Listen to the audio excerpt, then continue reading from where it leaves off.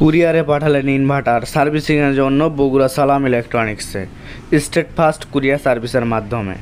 এই ইনভার্টারটির কী সমস্যা এটা আমরা দেখব। বাংলাদেশের যে কোনো জায়গা থেকে কুরিয়ার সার্ভিসের মাধ্যমে ইনভার্টার যারা মেরামত করে নিতে চান তারা অবশ্যই ভিডিওটি মনোযোগ সহকারে দেখবেন।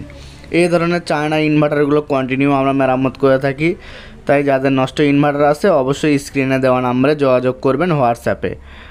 তো এই ইনভার্টারটার কী সমস্যা এই বিষয়টা আমরা দেখব, এমনকি এই ইনভার্টারটা আমরা মেরামত করব। এটা পাঠিয়েছেন এক ভদ্রলোক ইউটিউবে ভিডিও দেখে। তো এই ইনভার্টারটা আমরা খুলে প্রথমেই দেখব এটা কি সমস্যা। তো প্রথমেই খুলে আগে আমরা চোখ দিয়ে দেখতেছি কোথাও কোনো পার্টস নষ্ট আছে কি না। চোখ দিয়ে দেখলেও অনেক কিছু বোঝা যায়, তারপর যদি বুঝতে অসুবিধা হয় সেক্ষেত্রে আমরা সার্কিট বোর্ডটি খুলে নিয়ে টেস্ট করব। তো এটা টেস্ট করে দেখতে পাচ্ছি এটার আউটপুট যে ভোল্টেজ ব্যাটারি থেকে 220 ভোল্ট আউটপুট হয় সেটা হচ্ছে। তাহলে কি সমস্যা হতে পারে সেটা আমরা এখন দেখব। এখন এসি কর্ড লাগিয়ে দেখব এসি থেকে অটোমেটিকলি চলতেছে কিনা, এমনকি চার্জিং হচ্ছে কিনা।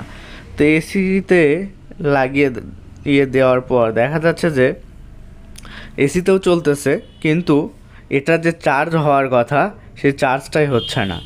তো এই চার্জটা কী কারণে হচ্ছে না, এখানে যে ফিউজ আছে এই ফিউজ, তারপরে এই রেজিস্টার, এই মসফেট এগুলো মূলত নষ্ট।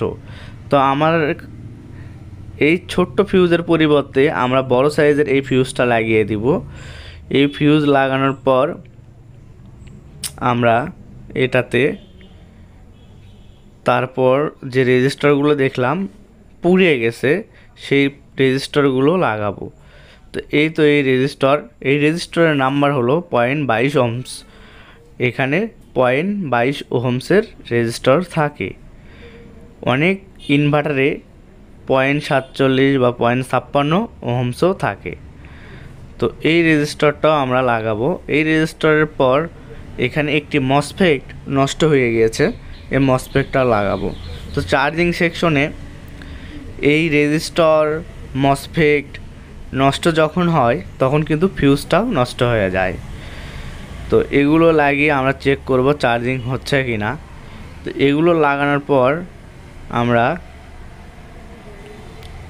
টেস্ট করতেছি ওকে হয়েছে কি না। তো সিরিজ লাইনে দেওয়া মাত্র সিরিজ বোর্ডটা জ্বলে উঠতেছে, যার কারণে আমরা বুঝতেছি এটা শর্ট সার্কিট হচ্ছে। এটার ডায়োডটা মূলত শর্ট থাকার কারণে সিরিজে দেওয়া মাত্র সিরিজ লাইনটা জ্বলে উঠেছে। ওই জন্য আমরা ডায়োডটা ব্রিজ রেকটিফায়ার ডায়োডটা চেঞ্জ করে দিব। চেঞ্জ করে দিয়ে এটা সমাধান করার চেষ্টা করব। তো ডায়োডটা খোলার পরও দেখতেছি শর্ট যাচ্ছে না, সেই জন্য আমরা ফিল্টারিংটাও খুলে নিয়েছি। আর এই ডায়োডটা নষ্ট, এর পরিবর্তে এই বড় সাইজের ব্রিজ ডায়োডটা আমরা ব্যবহার করব। আমরা যখন কাজ করি তখন সব উন্নত মানের কম্পোনেন্ট দিয়েই কাজ করার চেষ্টা করি, কারণ এগুলো দূর দূরান্ত থেকে পাঠায়। কাজের কোয়ালিটিটা যদি সঠিক না হয় সেক্ষেত্রে দূর থেকে পাঠিয়ে তাদের লাভ হবে না।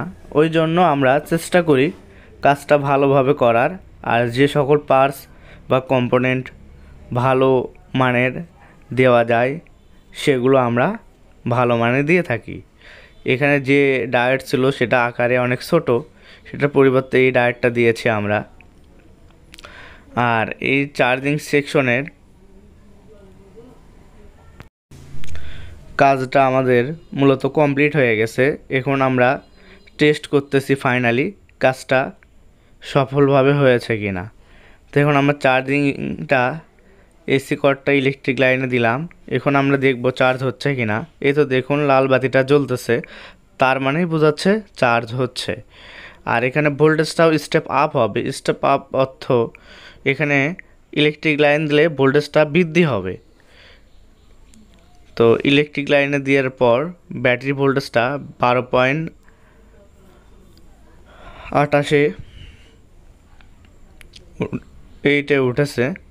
আর ইলেকট্রিক লাইন যখন অফ করলাম লাল বাতিটাও অফ হয়ে গেছে, চার্জিং প্রেশারটাও অফ হয়ে আছে। আবার যখন আমরা ইলেকট্রিক লাইনের সুইচটা দিলাম তখন কিন্তু চার্জিং আবারও শুরু হয়েছে। এইভাবে আমরা বারবার টেস্ট করতেছি কাজটা সঠিকভাবে হয়েছে কি না।